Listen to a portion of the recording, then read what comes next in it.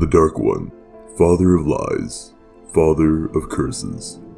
These are just a few names that Lannis Shallow is known by. Considered to be one of, if not the greatest mage of the era, Lannis has shown many great feats of strength throughout his existence within our world. His mark has left a scar on the world whether one considers it good or bad. Regardless of how one perceives his doings, his life was unlike many. Some were brought up to be skilled warriors and others cunning rogues, with all their own stories and tales. However, the everlasting tale of Lannis Shallow is how much of a man is willing to forsake his own humanity, only to crave it once more. Those who knew of the great warlock either feared or praised him, but those who have encountered him respect him immensely. Perhaps through fear of him, or they know the true extent of his story.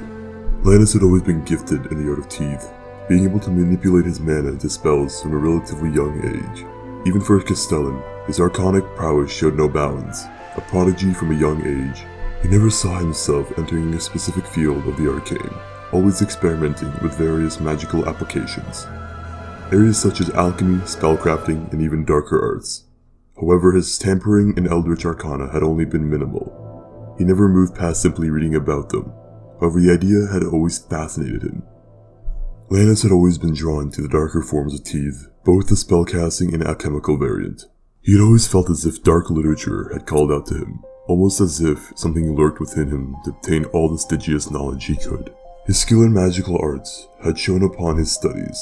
As the Castellan man delved deeper into the arts, the knowledge of powerful incantations flooding his mind. However, he grew tired of these spells. They were all linear and basic. One allowed the caster to shoot fire from their fingers, and another spell allowed him to disarm his foes. It bored him immensely. Rather, he took it upon himself to study the dark arts that he swore to never touch. The shadowy tomes of scripture that he only read about, he was now to learn them. Lannis spent most of his time learning about this darker arcana, reading of necromancy and Ardorian occultism. Even runic magic that no mortal mind should have gained knowledge to. This book would become his tome, the Black Book. What caught his attention mostly was dark alchemy. While many who sought the dark arts would delve into either necromancy or rune magic, or even the possibilities of blood magic, Lannis found interest in experimentation. While it wasn't uncommon for those with a knack in experimentation to become necromancers, he looked beyond any shrieker. What he lacked in swordsmanship and strength, he made up for in knowledge and pride. Though as he continued to study these dark arts, his mind and psyche would begin to decay, the forbidden knowledge taking a toll on him, as even if it hadn't been noticeable as of yet, the rotted talons of corruption began to dig their way into Lannis' mind, and eventually would reap the inner workings of his soul. For as long as he continued to study these arts, a great evil would begin to fester from within himself, slowly blooming like a flower most foul. His continued studies into the art would eventually leak out of him. With each passage read, each dark ritual memorized, it finally had the power it needed to begin to plant the seed of evil. Lannis had been cursed with a foul mana, an ever-enveloping evil. Any powerful magi could detect this emanating from him. He had picked up on their observations quickly, as Lannis knew that he could no longer be in the presence of others, lest he'd be found out. The warlock had decided to leave the populated regions of Gaia, and to essentially isolate himself for the time being. During this period of self-isolation, Lannis' skill in teeth had exploded in power. Now he had become what could be considered a master in the arcane. Though this shift of energy had resonated throughout the land, and many of the masters attempted to pinpoint where the surge had taken place, though due to him being isolated, specifically within the tundra all this time, Lannis had managed to avoid the majority of issues. In due time, he had eventually obtained his own home in the tundra. This location was named Castle Rock. It facilitated laboratories, libraries, jail cells, and even his own treasury, where he'd store his most legendary items. With the construction of his very own home, his self-isolation had been amplified and Lannis continued his research. Within his home, he had left behind many records of his work. Lannis' research journal was among the most popular of his knowledge. Excerpts from it are as follows. Journal Entry 1. My research has brought me to acceptable lengths. I have managed to begin the process of harnessing the Ardorian realm and tethering it to my arcana. A single spell had been created, one of raw Ardorian energy. I have aptly named it Tenebris. The spell's effect is channeling all dark energy into a single and compact motion, before applying it on contact. Once the spell has struck its target, their very life force is dispersed outward before reforming momentarily. Once struck, they will be afflicted with a curse of weakness, causing their physical form to wither temporarily. Besides forging new spells, my study into the creatures known as Howlers has begun as a result of these curses. Containment of these Howlers have been a challenge, however I have studied their physiology thoroughly. These beasts of ardor have an immaculate physiology, their bodies being able to resist the effects of my Tenebrous spell. I shall delve further into the matter. Journal Entry 2. I have continued to study and evaluate the Howler that I have captured many days ago. The creatures themselves show a lack of normal animal behavior. Rather than acting similar to wolves, they kill for the thrill of it, not to nourish themselves, but instead to simply cause carnage. My suspicions were correct. These creatures are of Ardorian origin, therefore would not require such things as food or water. I've managed to extract small portions of their DNA into a simple amulet. My experimentation has begun with my use of alchemy and enchanting. I may be able to create an item of immeasurable power, one that has the ability to mimic the effects of the curses when inflicted onto a Howler, essentially immunity to curses. As I work on the amulet, I had created a secondary spell through similar means when I had forged Tenebrous. The spell rather calls forth from the plane of fire, and due to the volatility of the plane's primordial energies, I have found that using the Ardorian realm, I could stabilize it and allow it to be casted with relative ease. I named this spell Ignis. Despite having the spell be channeled through by Ardorian means, it is still very dangerous, and I unfortunately had the mistake of casting it with an error in my somatic movements, causing the flames to explode before me. However, this hadn't deterred my progress on the amulet and possible future spells. Journal Entry 4. As above, the diagram of the Howler's physiology as is. However, an autopsy or dissection was not possible, as the moment they sustain enough damage, they simply disperse. In conclusion, the Howler's internals are irrelevant, as it is of another dimension, giving it its xenophysiology. Though despite failing to obtain further information about the Howlers, the creation of the Black Amulet has been completed. With my knowledge in alchemy and enchanting, I was able to alchemically bind the essence of a Howler into my chosen amulet. In addition to stabilizing it, I had enchanted it with raw Ardorian energy of the Alldark, allowing its power to be contained within the small trinket. As a believer in my own work, I had decided to test this item out on myself. I was confident in my abilities as both an arcanist and a researcher, that it would work. Sufficient to say, it was a successful experiment. I intentionally failed my Ignis spell, and once the flames enveloped my body, my soul had left my form for a moment, the Ardorian energy enveloping me as I hadn't felt the effects of the curse, nor the flames, as it would seem I was all but immune to the curse spell. Regardless, this amulet is a breakthrough in my research, and I shall continue to log my studies of it. In addition to successfully crafting the Black Amulet, I have created 2 more spells, Gelidus and an altered version of Virbis. The spell Gelidus requires one to channel their mana and focus their teeth to tap into the plane of cold and ice, the desolate wastes that brought us the very concept of cold. Upon signing the proper hand motions, you will be able to release freezing winds from your hand. However, the version of Virbis that had been altered, I have titled it Maledicta Terra. I had decided to leave my humble abode for some time to test this new spell. Simply casting the gate spell, I traveled to the burial grounds, where I could witness the monolithic burial tower. I set myself outwards and made sure to align my designated casting point with the tower. I began to cast with the proper hand technique, and finally the spell was completed. I placed my palm against the sand, and once I had done so, a giant pillar of compacted sand bursted forth from the ground, rivaling the size of the tower itself. I had successfully forged a spell and altered an already existing spell. Though my research does not stop at such lengths, I shall achieve a place in this world where I should have been created to hold, not serve under power. Journal Entry 5. Among my triumphs in the arcane, a thought had developed in my psyche one fateful night. I must have servants, such as Ardor and Solon, ones that would follow me into death and even beyond such ideas. To create my own, I have chosen a place to begin the construction of my newest sub-laboratory. Its construction was to be a problem, however to create it, I would need to begin the process within my castle, my home. The beginning period was difficult, as I had to fortify the anatomy of a humanoid that resided within the land. Difficulties had escalated, and eventually I took it upon myself to obtain unwilling associates to my research. I began my study on the generalized anatomical structure of humanoids via the body of an unwilling Ashin male. However, I did not want only male servants. So as a result, I had done the same to a farmhand, a young female Shin. With the two bodies in stasis and preserve, I must now prepare the alchemical formula to alter their physiology. Besides enchanting and alchemy, I shall be altering their very genetics, but before placing them within the liquid, I will have to prepare their bodies for the transformation. Journal Entry 6.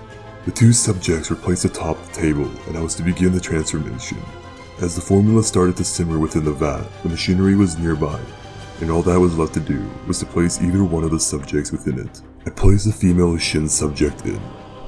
To note, she was young, roughly late teens, and had worked on a farm near the settlement of Alana.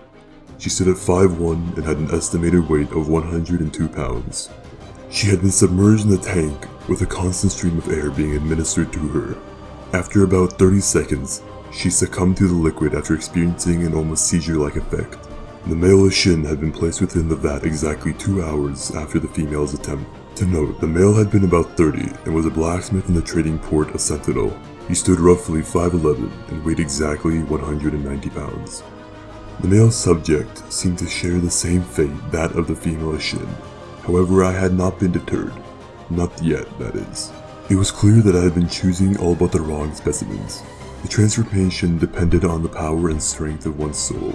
It required some sort of development. It needed the individual to have power. With the desire to obtain what I demanded, I had left my home once more and traveled far and wide, only to find a young spy that had reached the rank of Whisperer. Their name was Ishmael.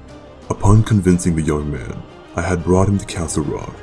There, I held him in the prisons where I obtained the necessary details about himself. The information that he had given me was sufficient, as they explained to me every aspect about themselves. They had slain many Shriekers, many followers of darkness, primarily those of necromancy.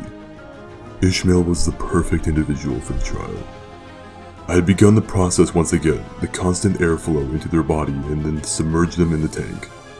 I stood there for a few seconds before beginning to contemplate the possible failure of this experiment. All of my efforts were nothing, only to be 5 steps back. The alchemical mixture was to bring forth my own servants. To begin my ascent, my eyes had stuck to Ishmael as he soaked within the tank, the green liquid enveloping him. Slowly I watched as his flesh began to change. It altered itself into a more opaque and blanche white, and as his skin changed, so did his hair, slowly shifting into a navy blue. I had done it, my own servants. Once the process had reached its peak, and no discernible alterations were observed, I had Ishmael released from the vat and placed him down onto a table. He inhaled deeply and let out dry heaves as he looked at his hands. The white and blanche colors caused him to scream out in terror. He demanded a mirror, which caused him to scramble. I had to sedate him, of course. However, he did eventually settle down. He over time had to come to terms with his new appearance, and so I began my examinations of him. Journal Entry 9. Due to unfortunate events, I had written rather profane statements that were not related to my research. Various manifestos and the like that I have promptly removed from this record, in addition to a minor conflict that had resulted in failure. It had nonetheless hindered my research. Though regardless, after my examinations and displeasure, I had come to the conclusion of my subject, Ishmael. I have named this race Constructs, as their very genetics had been reconfigured. You may even say reconstructed. Their bodies have been redesigned to be able to take high concentrations of potions and elixirs, allowing them to be very valuable lab assistants. I have taken the liberty with Ishmael to seek out more individuals that fit the criteria to become a construct, to use the jails that I have within my castle as suitable temporary housing for them. However, my journey to create my own servants is not complete. After continued reflection, the key to creating my own minions was to create them from my own soul, to use the power of my very own essence to create a being of my own image. However, to create such a being, it would require tremendous sacrifice. The spell that links to the trinket would require one to give everything up for such power, as you cannot gain greatness without giving everything away. The amulet was constructed, and its aura of pure, glowing, and radiant white light shone powerfully throughout the darkened halls of the castle. The amulet was absolutely beautiful. However, it could only hold the power to transform one being into my own servant. I created many more, using my arcanic knowledge to create only a few, as I had to experiment with them. I shall log my experiments with the amulets at a later date. 5 amulets had been forged. 5 beings to be conceived. Journal entry 10. On this day, I had successfully influenced 5 individuals to become my very own. Ones that would reign supreme as they served me for my endeavors. However, it hadn't gone as I planned. The cameo, as I have dubbed them, do not bend to my will. The cameo are synthetically created entities that rely on ritualistic teeth to become whole, as they require some sort of blood sacrifice, that of close allies. They must give up everything they cherish to become powerful. The secondary group of 4 had done so, as I had titled them. Solace, Grief, Truth, and Liar. They were to be my powerful creations, and the first who would usher in a new age.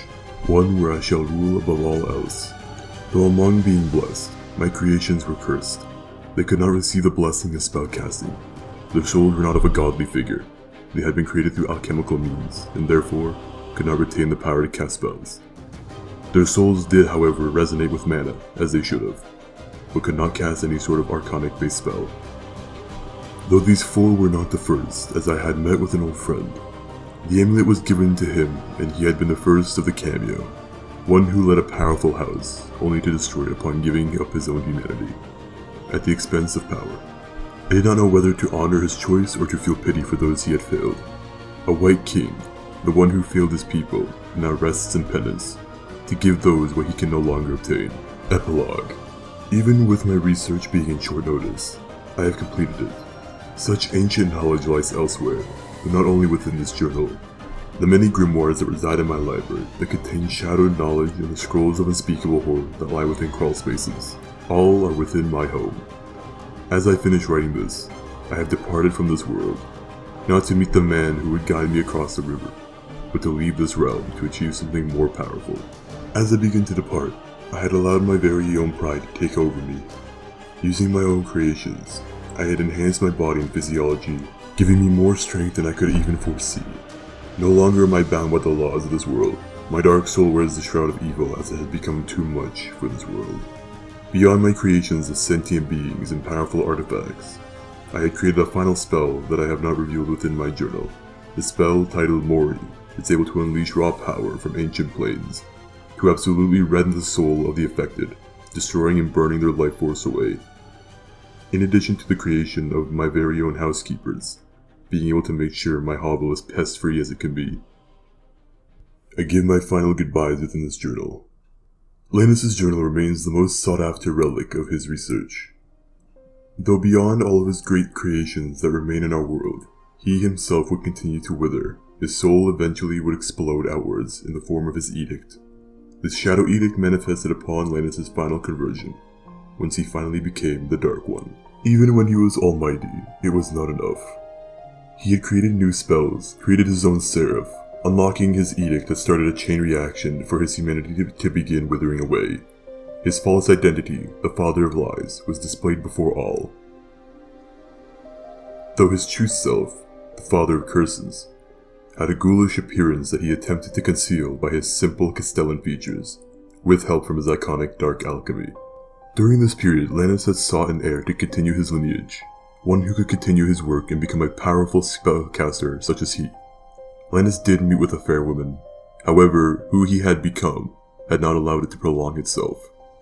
Once he obtained a son, his facade of a humble man had crumbled over time, and his wife had eventually moved on from him. He felt a combination of sadness and apathy. This was a moment when Lannis knew his very humanity was slowly slipping away. He wanted to focus on raising his son, Dietrich. While he raised his son, he made sure that he never found out who Lannis was, as the warlock had garnered a name for himself throughout the Magi community. He only interacted with his son at home, as being spotted in public could create a catastrophe. To prevent such things, Lannis instructed his son to stay out of trouble and within Orsval, to make sure that he wouldn't be harmed. Even when Lannis was a dark mage, one who would experiment on others, one who did not even care for his own wife, he still held a place in his heart for his son. The motivation of seeing his son grow older to become as powerful as he. Seeing his son grow kept him hoping. It kept his spirits up, though it had crumbled to dust as the son had gone missing. He knew of what happened and who did it, as wherever Lannis was, Nothing could get by him without him knowing of it.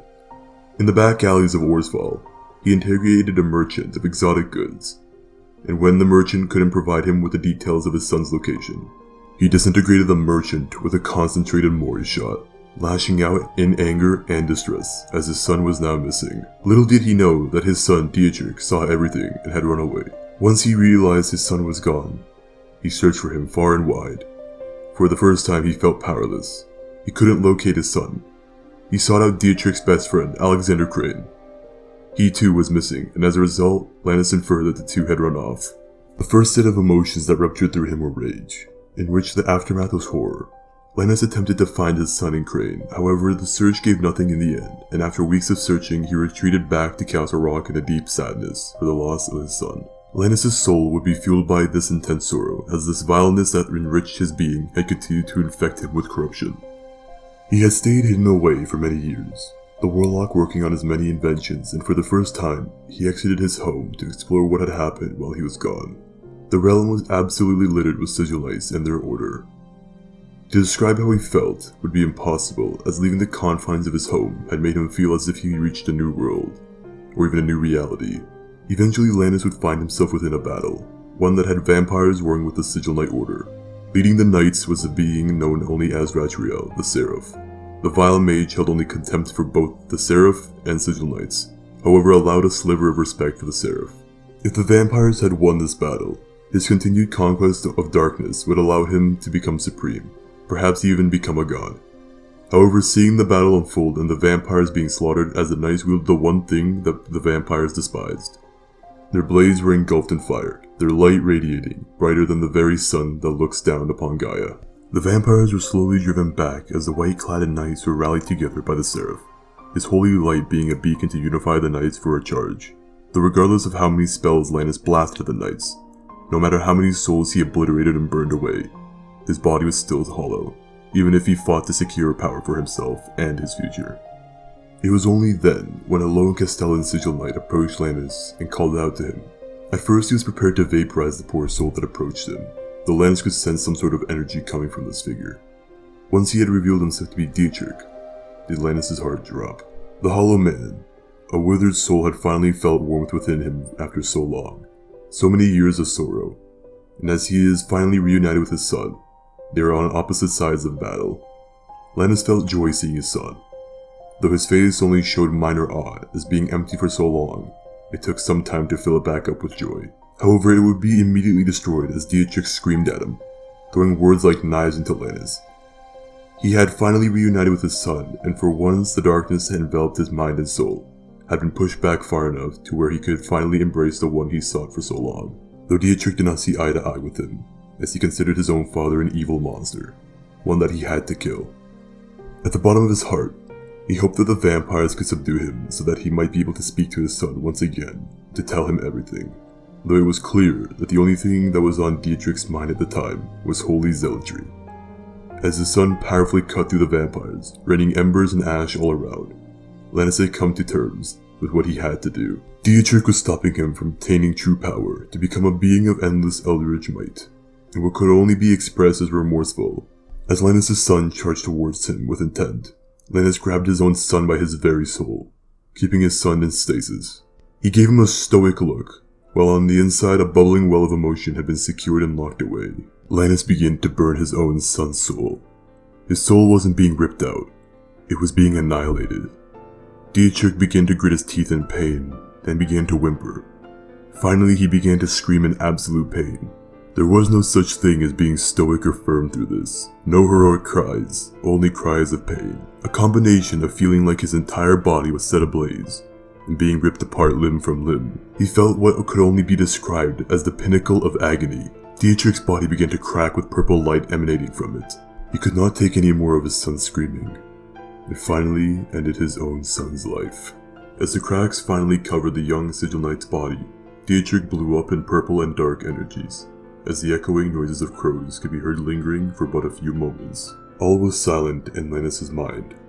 He had finally done it. He had pushed himself off of the edge, and had willfully given up his own humanity, to be free of any emotion. There was nothing that tethered him to this world anymore, no one or nothing to keep his conscience occupied. He did not let out a barbaric roar. His soul finally reached its end, and the corruption had now firmly gripped his soul, as he had just done to his son. Lannis and the vampires had lost the battle that day, though Lannis lost another conflict of his own. He had lost himself and his son. After the War of Dusk had concluded, he continued to devote his time to the craft of artificing, which was to create more advanced technologies through a combination of sciences and mana. During his exploration of the land, he came across a small fellow sitting in an old set of ruins, with a small fire keeping him company. Lannis approached him and inquired who he had been, as he suspected the Imp Man to be of some sort of importance.